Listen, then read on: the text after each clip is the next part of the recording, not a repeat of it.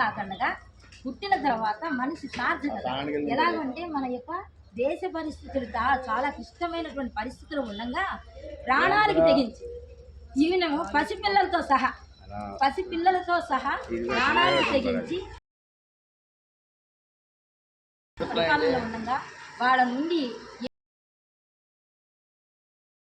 రాత్రులు తపస్సు చేసి వారి యొక్క వదులుకుని ఎంతో పదవుల్లో ఉన్నటువంటి సరోజిని నాయుడు అలాంటి ఆవిడ నార వస్త్రం కట్టుకుని 100 మంది రకాలైనటువంటి ఉద్యమాల్లో పాల్గొని అలాంటి వాళ్ళు చాలా త్యాగ ఫలము మూలధనమే మనకి ఈనాడు ఇలా బతుకుతున్నాము. ఆ యొక్క సంఖ్యలను విడదీసి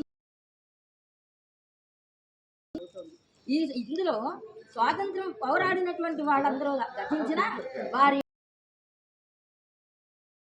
అంతటి త్యాగధనులు ఉన్నారు, అంతటి పుణ్యాత్ములు ఉన్నారు, అంతటి వాళ్ళ యొక్క జీవన విధానంలో